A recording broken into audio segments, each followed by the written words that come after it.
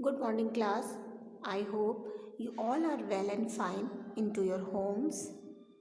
बच्चों, आज हमारे लेसन का टॉपिक है पौधे, स्वरूप एवं कार्य।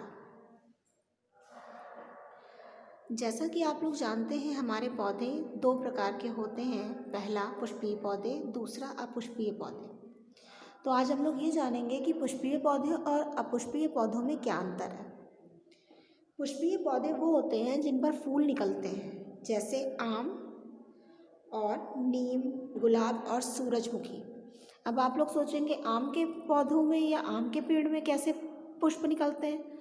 तो आप लोगों को ये पता होना चाहिए कि जो हमारा फल बनता है वो फूल से ही फल बनता है। पहले आम के पेड़ में फूल आते हैं जो बाद में फल के रूप में रूपांतरित हो जाते हैं, मतलब बदल जाते हैं। फिर हमारे अपुष्पीय पौधे हैं। अपुष्पीय पौधे वो होते हैं जिन पर कोई भी पुष्प नहीं आता, मतलब वो कोई भी फल नहीं देते। जैसे अगर आप लोग अपने घर में गर्मियों में ब्रेड लाते हैं और ब्रेड को ला करके फ्रिज में ना रख के गलती से बाहर छोड़ देते हैं, तो आप लोग देखते हैं उस पर फफूंदी आ जाती है हरी हरी। वो आपके अपुष्पीय पौधे होते हैं। पौधों का वर्गीकरण। पौधे हमारे दो भागों में वर्गीकृत किए जाते हैं, एक वृक्ष, दूसरा झाड़ियाँ। वृक्ष वो होते हैं जो सर्वाधिक विकसित पौधे होते हैं। जैसे आपका नीम का पेड़ एक वृक्ष है, बरगद का पेड़ एक वृक्ष है, ठीक है। झाड़ियाँ वो होती हैं जिनका आकार मध्यम होता है, वो ज़्यादा बड़ी नहीं होती हैं और इनका तना कठोर होता है और कई भागों में बटा हुआ होता है। जैसे नींबू का पेड़ हुआ आपका, वो झाड़ियों में आया। फिर हमारे शाकीय पौधे होते हैं। शाकीय पौधे वो होते हैं जो कोमल तने वाले और छोटे पौधे होते हैं।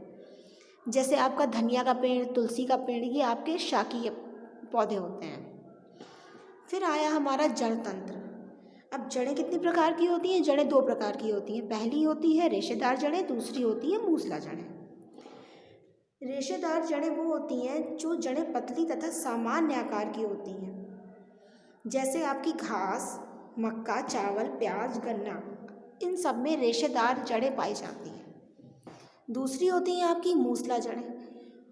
मूसला जड़ें वो जड़ें होती हैं जिनमें एक ही जड़ से कई जड़ें निकली हुई होती हैं। जैसे मूली में चुकंदर, आम और टीक। अब सबसे इम्पॉर्टेंट बात यहाँ पे ये आती है कि हमारे पेड़ों में जड़ की क्या आवश्यकता है।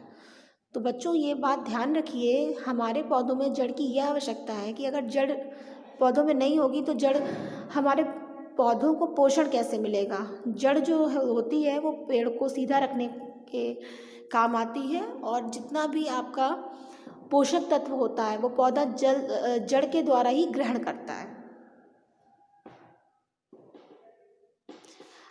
मुझे एक चीज़ और आपको बतानी है जो बहुत ही इम्पोर्टेंट है।